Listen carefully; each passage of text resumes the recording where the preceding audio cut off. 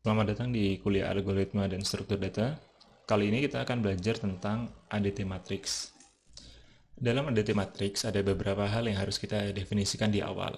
Beberapa hal itu antara lain adalah, pertama kita harus mendefinisikan tipe dari indeksnya. Contohnya kita bisa lihat di layar, kita mendefinisikan bahwa indeksnya bertipe integer, jadi indeksnya akan dimulai dari 1, 2, 3, dan seterusnya.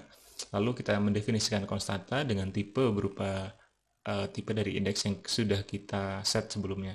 Karena di sini untuk konstanta baris minimum itu tipenya adalah indeks, yang mana indeks sebelumnya kita set tipenya adalah integer, dan kita set default value adalah 1. Kemudian kita set juga konstanta untuk baris maksimumnya, jadi kita mendefinisikan baris minimum dan juga maksimumnya, karena seperti yang kita bahas di perkuliahan sebelumnya bahwa matriks itu adalah tipe dengan memori yang statis, jadi kita harus mengalokasikan keseluruhan di awal. Lalu juga ada konstanta kolom minimum dengan sama tipenya indeks dengan nilai 1, lalu kolom maksimum tipenya indeks dengan value-nya adalah 100. Contoh kasusnya adalah ini untuk contoh kasus matriks 100 kali 100. Lalu adalah elemen tipe elemen yang akan disimpan dalam matriks, yaitu di sini kita set sebagai integer. Lalu adalah tipe matriksnya itu sendiri, yang mana di sini akan berisikan mulai dari baris minimum, maksimum, kolom minimum, dan kolom maksimumnya, kemudian tipenya apa, dan juga uh, ukuran baris efektif dan juga ukuran kolom efektif, yang mana itu adalah merepresentasikan dari seberapa banyak ruang yang memang sudah terpakai secara efektif dalam matriks tersebut. Jadi katakanlah kita memiliki matriks 100 kali 100, bisa jadi baris efektifnya adalah 10 dan juga kolom efektifnya adalah 10. Tidak harus 100, karena kolom dan baris efektif itu bergantung dengan ruang yang telah kita pakai. Selain mendefinisikan atribut, kita juga mendefinisikan fungsi dan juga prosedur yang ada dalam matriks itu. Beberapanya kita bisa lihat di layar. Pertama adalah prosedur untuk matrix. Matrix ini adalah prosedur yang kita gunakan untuk membuat matriks dengan inputan tadi berupa n baris dan juga n kolom dengan tipe integer, dan outputnya adalah matriks itu sendiri, matriks yang siap kita gunakan.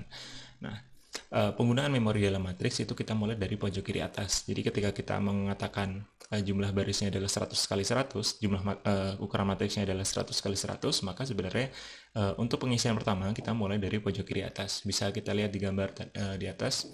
Untuk ukuran matriks 10 kali 10, pengisian dimulai dari pojok kiri atas dengan dapat dilihat di sana untuk yang efektif adalah n barisnya adalah 4, n kolomnya adalah 3. Oke. Kemudian ada juga selector function di sini untuk melakukan getter. Pertama adalah get IDX baris minimum, itu mengembalikan indeks. Di sebelumnya kita set bahwa indeks itu tipenya integer. Jadi di sini adalah mengirimkan indeks baris minimum dari sebuah matriks. Nah, di sini untuk baris minimum adalah 1.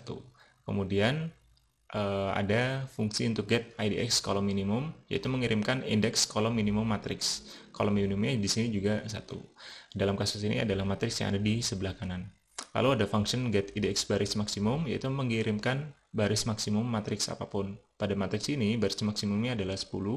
Lalu untuk function get IDX kolom maksimum juga kebetulan untuk kolom maksimumnya adalah 10 juga. Jadi secara baris adalah 10, secara kolom juga 10. Jadi function get IDX baris minimum return value-nya adalah 1, kemudian get IDX kolom minimum return value-nya juga 1, kemudian get IDX baris maksimum return value-nya adalah 10, lalu get function get IDX kolom maksimum return value-nya adalah 10. Kemudian ada function is IDX valid dengan inputan adalah I dan J, yang mana itu adalah indeks. Indeks adalah baris keberapa dan kolom keberapa, dengan return value-nya adalah boolean. Jadi let's say kita memiliki fungsi isIDX valid 2,1, maka kita akan cek ke baris 2 kolom 1 di sini apakah dia adalah indeks yang valid. Nah, di sini adalah valid karena memang masih dalam array. Nah, tapi kalau misalnya kita bilang is IDX valid 11,11, maka harus memberikan return value false karena itu di luar dari matriks yang kita buat. Selanjutnya, untuk matriks yang sudah terdefinisi, maksudnya adalah matriks yang memang sudah dibuat gitu ya, kita bisa menggunakan beberapa fungsi. Di sini ada fungsi first IDX baris dengan inputan berupa matriks, sebalikannya juga indeks. Juga sama untuk fungsi first IDX kolom, last IDX baris, kemudian last IDX kolom. Di sini mengembalikan value-value sesuai dengan matriks input yang diberikan. Contohnya matriks yang diberikan ada di sebelah kanan. Jadi first IDX baris, maka return value-nya adalah mengirimkan indeks baris terkecil dalam M, yang mana itu adalah 1. Lalu first kolomnya juga 1, lalu last IDX-nya adalah indeks baris terbesar adalah 10, lalu last IDX kolom itu untuk mengirimkan kolom terbesar dalam matriks M. Matriks ini juga dalam kasus ini adalah 10. Lalu yang menarik di sini adalah baru ada function get n baris efektif. Nah, disinilah ketika kita memberikan inputan berupa matriks sebelah kanan pada fungsi ini, maka dia akan memberikan informasi bahwa jumlah baris efektif dari matriks M di sini adalah 4. Karena memang secara baris yang digunakan adalah 4. Lalu kita juga bisa mencari informasi jumlah kolom efektif dengan function get and call f. Balikannya adalah integer. Nah, di sini harusnya juga di sini ada kekurangan, harusnya ada inputan matriks juga. Nah, balikannya dalam kasus matriks M ini, maka get and call efektif adalah 3.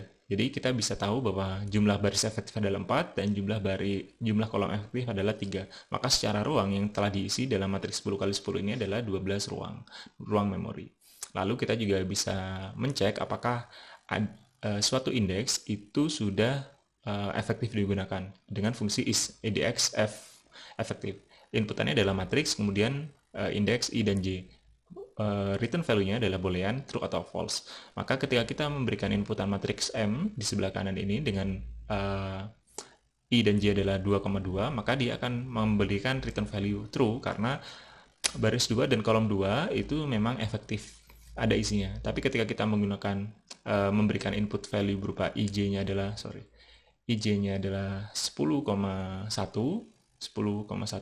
maka itu akan memberikan return value false karena belum efektif digunakan.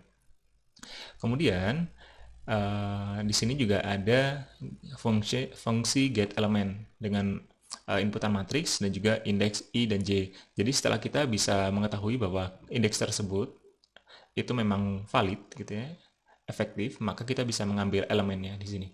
Elemennya menggunakan function get element.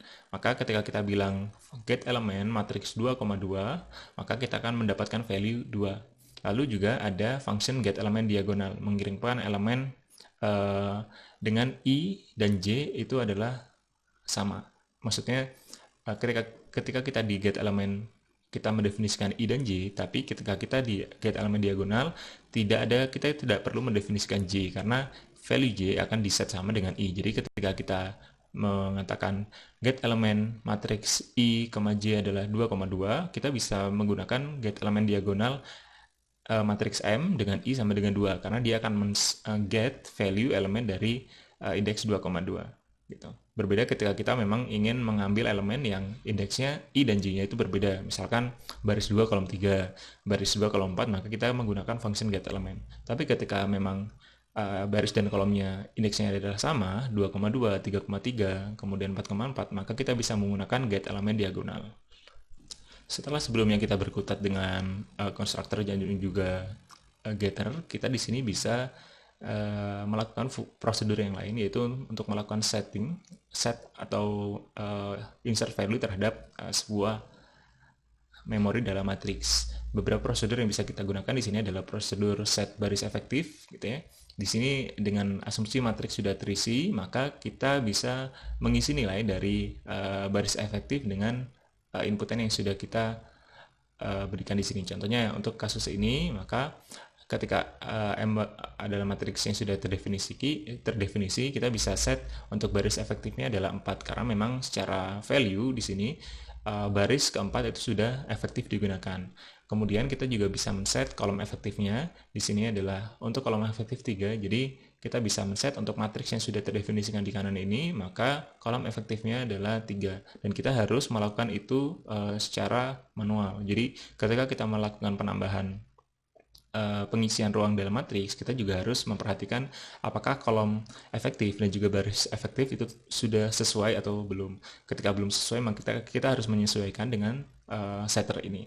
Kemudian kita juga bisa melakukan set elemen, jadi value dari sebuah ruang dalam matriks gitu dengan fungsi prosedur set elemen. Inputannya adalah matriks, kemudian input I dan J adalah indeksnya, lalu adalah X atau elemennya dengan tipe yang sudah kita tentukan di awal. Contohnya kita bisa melakukan set elemen 2,2 dengan value 2 di sini. Maka value dari indeks 2,2 dalam matriks M adalah 2 ketika kita mengambil value tersebut dengan fungsi get elemen di sebelumnya. Lalu juga ada copy matrix. Di sini kita melakukan pengkopian dari matriks tertentu ke matriks yang lain. Jadi let's say kita memiliki matriks matriks M yang sudah terdefinisi dan memiliki memiliki value atau isi di dalamnya. Kita ingin melakukan pengkopian ke matriks N, kita bisa menggunakan copy matrix. Kita bisa lihat di sini untuk implementasi matriks dalam C kita menggunakan yang namanya array 2 dimensi karena memang tipe matriks tidak dikenal dalam C. Nah, kita bisa lihat di notasi algoritmik sebenarnya untuk deklarasinya cukup sederhana. Kita tuliskan nama matriksnya, kemudian array 0 sampai n maksimum 1, array lagi 0 sampai n maksimum 2, lalu tipe array, tipe dari matriksnya. Kenapa n max min 1? Karena dan juga n max min 2, n max 2 min 1 karena kalau array itu kita mulai indeksnya dari 0 secara deklarasi array-nya. Nah, ketika kita tidak melakukan min 1, maka jumlah dari ruang penyimpanan yang ada dalam matriks tersebut akan bertambah. Contohnya ketika kita ingin menyimpan hanya 12 ruang penyimpanan dengan baris 3 dan kolom 4, maka kita harus menulis 0,2 dan 0,3. Nah, kalau misalkan dalam bahasa C, itu lebih sederhana lagi. Kita hanya perlu menuliskan tipe matriksnya, kemudian nama matriksnya, di sini NMArray, kemudian barisnya, kurung siku baris, kurung siku kolomnya. Untuk mengacu elemen, nama matriksnya, kemudian barisnya, lalu kolomnya. Di C juga sama, nama matriksnya, kemudian ID baris dan juga ID kolom. Karena memang sebenarnya ketika kita bilang matriks, implementasinya adalah array 2 dimensi. Jadi makanya di sini sebenarnya yang ketika kita menulis dalam C itu adalah ketika kita menuliskan array. Nah, ini adalah contoh untuk deklarasinya dalam notasi algoritmik. Di sini adalah tab 2D, array 0,2, 0 sampai 2 dan juga array 0 sampai 3, tipenya integer. Maka akan ada 3 dikali 4, ada 12 ruang memori penyimpanan yang bisa kita gunakan. Sehingga di sini kita bisa melakukan setting value untuk indeks I, J selama itu ada dalam boundary yang sudah kita tentukan sebelumnya. Kita juga bisa melakukan getter seperti ini dalam notasi algoritmik. Dan ketika kita mengatakan itu dalam C, maka kita bisa melakukan deklarasinya dengan sederhana integer int tab 2D, kemudian barisnya adalah 3, kolomnya adalah 4, maka secara otomatis akan dilakukan pengalokasian 12 ruang memori penyimpanan. Lalu kita bisa melakukan setting elemen seperti ini, tab 2D, IJ, selama ini I kurang dari sama dengan 3, kemudian J kurang dari sama dengan 4, kurang dari 3 dan J kurang dari 4, maka kita masih bisa melakukan setting elemennya, set elemen. Contohnya di sini 9. Lalu kita juga bisa melakukan get elemen dengan perintah X atau variabel tertentu sama dengan nama matriksnya atau array 2 dimensinya, kemudian baris dan juga kolomnya 2,3. Nah, sekian materi tentang ADT matrix. Selamat belajar. Terima kasih.